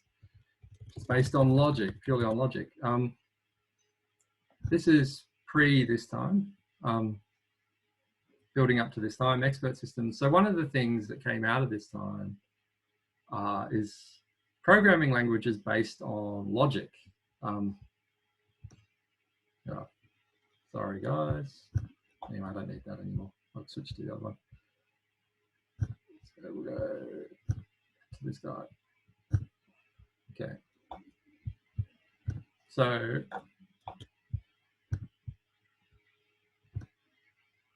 okay. So these systems that were going to automated reasoning. So I'll just move down a bit more. So lost my train of thought, shifting pages. So building these complicated systems of logical inference. So if you have the logical circuits, you know, you can work out what these logical statements are. You can prove facts. So all we need is a thing that can automatically evaluate logical expressions, and we're done. We just need to collect all the facts, and then we can interrogate that for new facts and build on them. So slight sidestep. So I'm going to show you a little example of a language that sort of came out of this thing called, has anyone heard of the language Prolog? Is this new, or maybe some of you have done computer science will have seen this guy before. They like to teach it in computer science courses. New. Prolog was invented, I wrote this down because I couldn't remember, about 1972. 1972. So again, in programming, you've got two big paradigms of computer programming languages. You've got ones that are imperative. Has anyone heard that? So programming languages, imperative, has anyone heard that expression before? I don't know how much programming you guys have done prior to this course.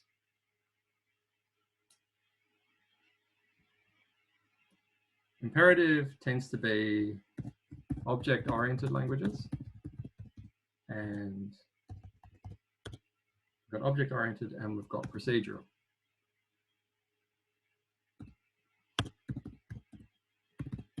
So you can think of something like C++ as an object-oriented, or Java as an object-oriented, it's a fundamental thing, procedural, something like C.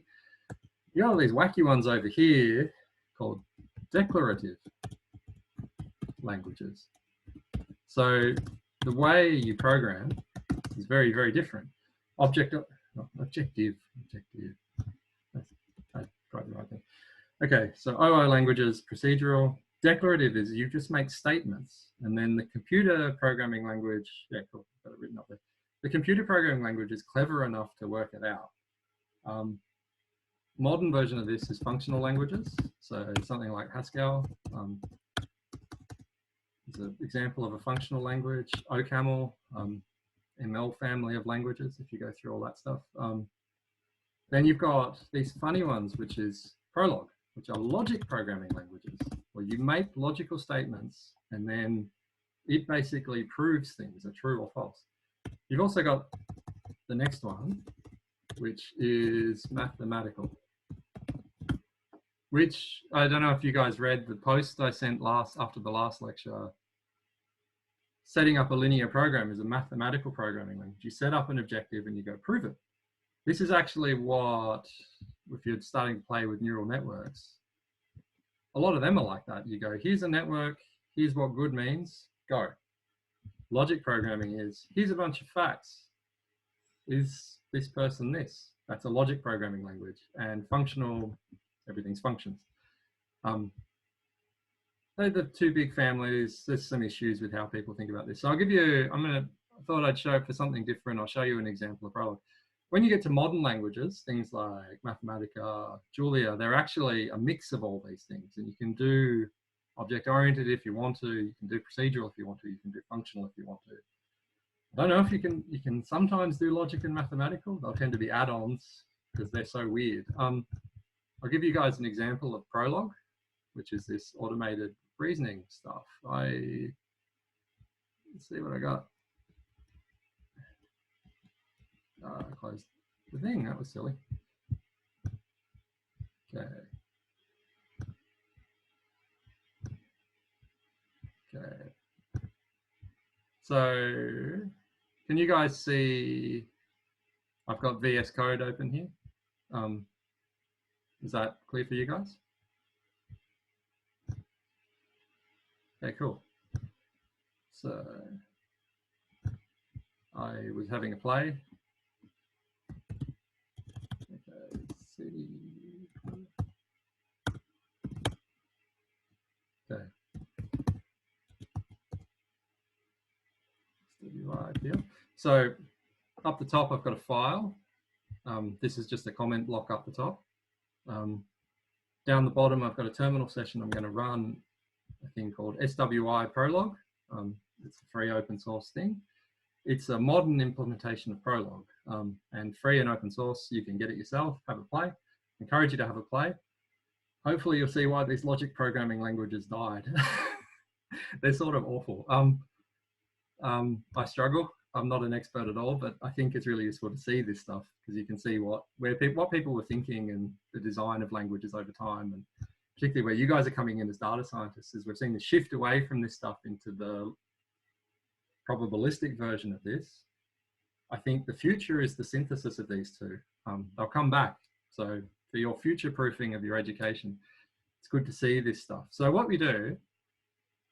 I've got here in the comment block is stolen this example from University of Toronto with a citation, so it's okay. So this is an example of a family tree. And what you do in Prolog is you make a bunch of facts. So James the First, so I'm on line 21 up the top here. I'm sort of doing it with my cursor. I hope you can see okay. If you need me to make it bigger so you can see, please let me know. You make a fact. James the First is a male. Charles the First is a male. Charles the Second is a male. Male, male. And we've got females. Female Catherine, Elizabeth, female Sophia. So that's in this family tree. Now we're going to have a relationship of parent. So Charles the First. Let's check we got the order the right way around. So these are logical statements of value of true. If I put James the First into male, I should get true. If I put Catherine as female, I get true. If I put James as female, I should get false. So we'll run this and see. So what we've got is parent relationship. So we've got James the First is the parent of Charles the First in the family tree, and James the First is the parent of Elizabeth. So yeah, so parent is on this side, child is on this side. Cool. And they're statements that evaluate. So I'm making a collection of facts about the system. Then I'm going to make another statement, which is ancestor. So we can go further up the tree. So you can say you're a parent, or you're the parent of an ancestor, is what these two statements mean. So I've made a collection of facts. Slightly funky syntax, but that's what it means. So you're either, to be an ancestor of someone, you're either the parent or you're the ancestor of a parent. So in a Prolog session, I was doing this before I started. So what you do is you add the file name. So I called this simple Prolog example. You consult the file. I'm doing air quotes. I don't know if you can see it. That's true. I consulted it. So what you get is this funny logic thing. So you can go, these things, we'll just go for example. So you can go, is James the First male? Is Catherine male? False. Then if we look at, now the interesting one is this ancestor one where it's got this recursive pattern where you can go up the tree to further back. So you can go, so is James the First, or is George the First an ancestor of James? And I hope we got the order right. You've got to remember which way. That's false. It's actually the other way around. If we go, is George the First ancestor of James? True. Cool. So that's Prolog. Slightly bonkers. It's a logic programming language. You make facts, and it has a very, very clever interpreter that works out. You can make these arbitrarily complicated logical expressions and go, is this fact true or not? And that's what Prolog is for. Thing is, you know, that's cool if you're doing something like a family tree.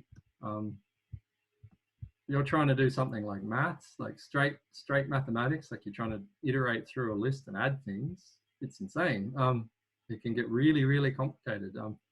To write that as a bunch of facts and what logical expression do I evaluate? So the big failure of these guys, logic programming languages as they were, one of them is how the hell do you program these things? And how do you find the facts in the first place? Can be super complicated. And another problem, I think we talked about this last time, is like, how do you reason about performance? So if I ask something, it might be super quick, like any of these examples, but if I ask, you have these problems, satisfiability problems, which I'll talk about next, and the runtime is exponential again. We get one of these cases where it's like evaluating all the subsets of a set and going through checking everyone's okay. You can get these NP problems really, really easily. And whether you get, I've asked a thing and it's really easy to answer, and I ask a thing or it's really, really hard to answer and just grinds away forever. As a programmer driving this thing, you know, I can set up a bunch of facts. And, you know, that's easy enough, but I can't reason about the performance of this at all. I can't go, well, is this going to evaluate really quickly or is this going to die? Prologue. So I talked about the AI winter. I didn't say that on this bit. AI winter was this very big collapse in funding for artificial intelligence research that happened in the 80s when they realized that this stuff didn't work, that there was a problem, that this doesn't answer every question. We're not going to get robots making cups of tea for us by this approach. And the other thing is the world's a mess. You can't necessarily encode everything in logic. Some things have values of truth and false somewhere in the middle. They act like probabilities more than truth. So, you know, sets, you know, they don't, when we're talking about last time, the partitions of sets, they don't always neatly intersect. Some things sit in both. And given features of a thing, you can't tell which way it goes, one way or the other. So big swing past this, lots of funding dropped out of, like there was massive amount of government funding getting thrown at AI, just like now, or before coronavirus. Really big enthusiasm that we're going to get every answer really soon. And we didn't quite have all the pieces in place. Like people were talking about neural networks, but they were suppressed. Like it wasn't the main theme of the research. The main theme of the research was all this stuff. And now I ask, you know, everyone knows C, language from a similar time. Nobody knows Prolog. It's died a fairly ignominious death. But super interesting, and the technology behind it is really fascinating. What we have these days is I'll start another. So I'm jumping between programming languages for you guys. So we'll exit this one. I want the terminal. Okay.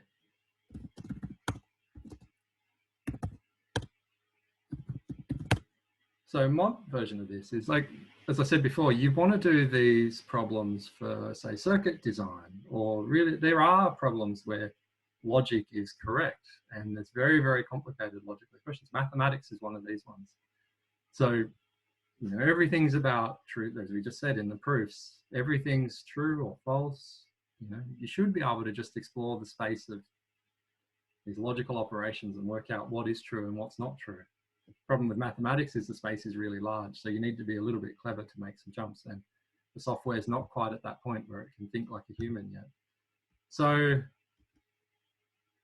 there's very powerful satisfiability solvers. So I hope I'm on, so I'm sharing my VS Code screen with you guys again, I hope. I get confirmation that you can see a commented out bit of code and the Julia session down the bottom. Yep, cool.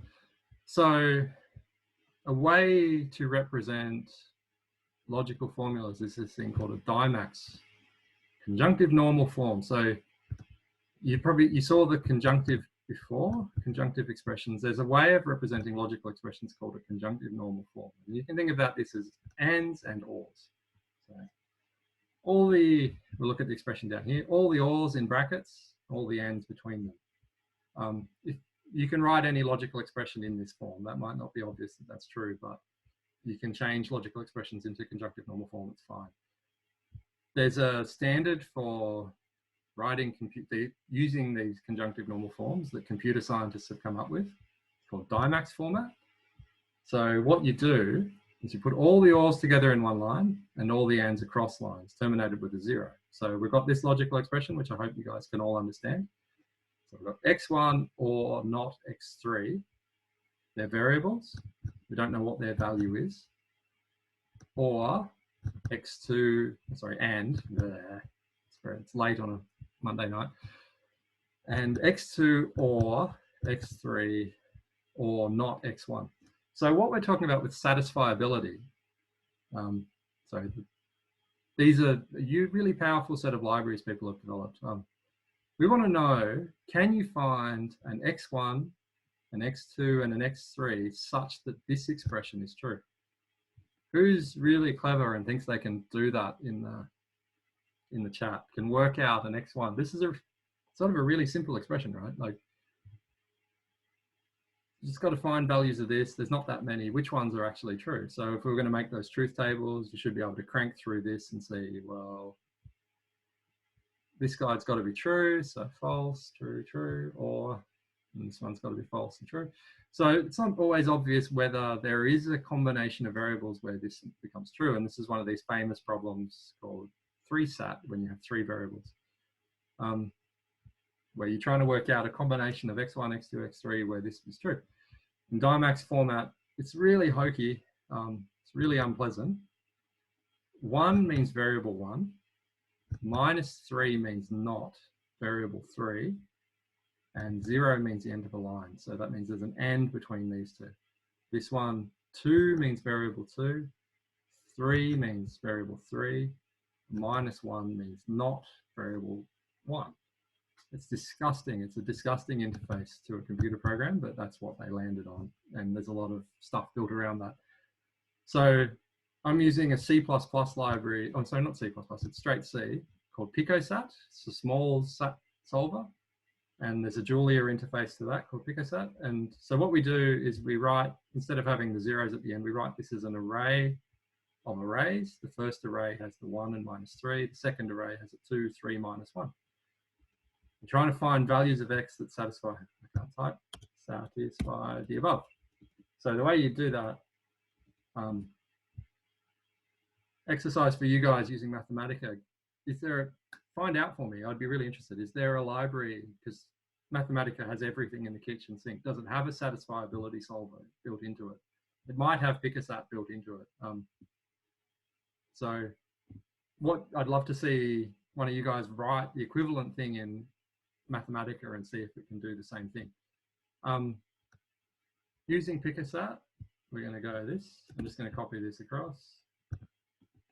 So this, what you can do is I can solve this and it will come up with an expression that's in this Dimax format that it goes, well, you've got to have 1 true, 2 true, and 3 not true for this expression to be true. This logical expression up the top. So it's, I've called the solver here, PicoSat solve CNF, and we want to verify if that's true. So what we do is we're going to go, this will turn them into logical variables if I say if it's greater than 0. So 1 is true, 2 is true, 3 is false. In Julia, I can make a function, my predicate, that takes x1, x2, x3, and it's got the Julia version of that expression in it above. Yeah, I'm out of control, guys. Shouldn't do code demos, it's bad. Okay, so my predicate is a function. That's this Julia format. I've said it equals this thing. What it will do is return the values of this thing, and we can see whether the thing that PicoSat came up with is true. So this is an independent confirmation that, hey, mathematics works, software works. So that's true. So if we put those expressions into that, it found a solution that may not have been obvious. So if you want to do those truth tables in the examples and you want to crank through them really fast, you can code up PicoSat in your favorite language and see if you can come up with it. The thing is, there's another question. Do you guys reckon that's the only solution for this one above? So we've got this logical expression. Do you reckon there might be other versions of this where that can be true?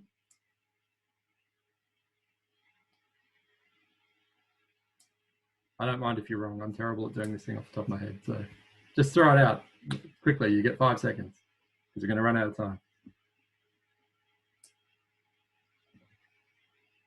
Not sure. Yeah, neither am I. It's terrible. So what we can do is we can iterate through this guy.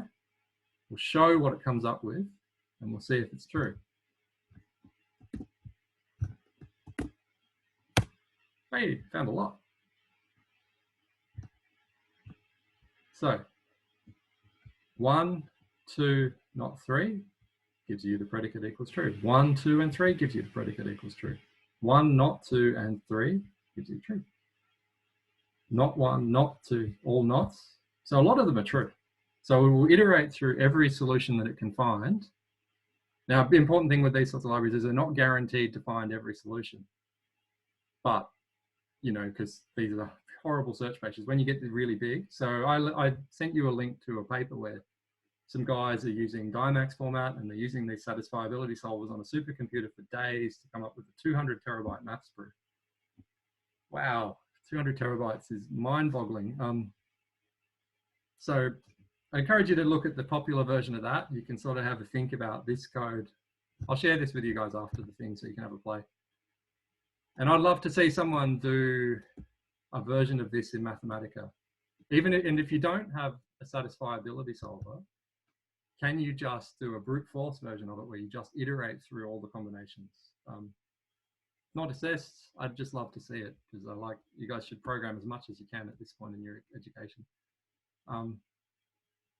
Yeah, so there's these cool things. And so if you look at that paper where they've gone, well, we've proved a conjecture in mathematics that was 30, 40 years old about Pythagorean triples.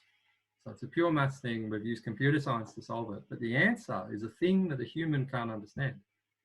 It's a bunch of these statements, and it's terabytes and terabytes and terabytes of them.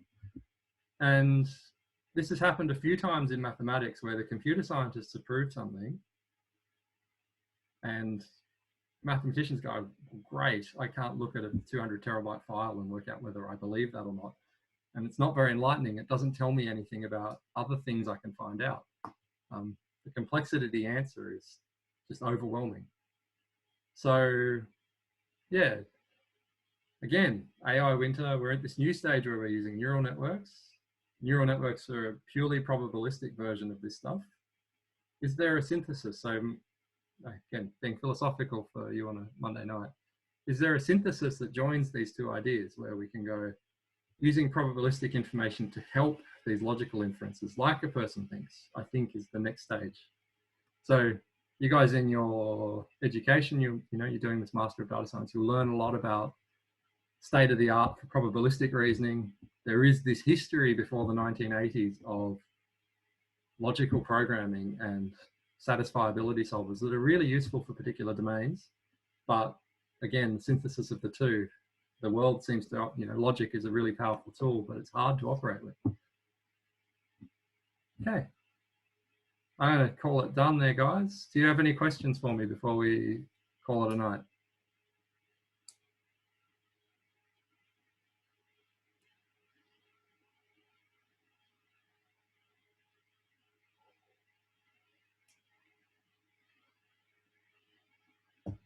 I hope so. I hope it's been recorded. I've set it up to record to my local computer. I will upload it to Google Drive because you only had a problem with the cloud version of Zoom. I'm going to check with him what the state of it was, but this should have been recorded.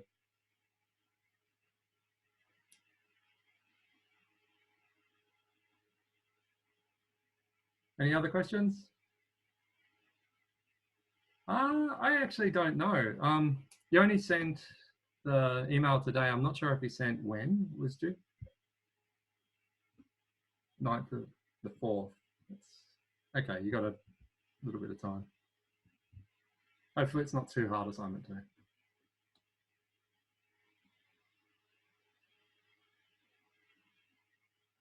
Anything else?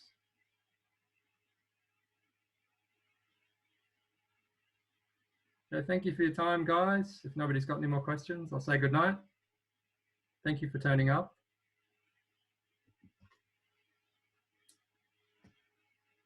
No worries. Thank you very much.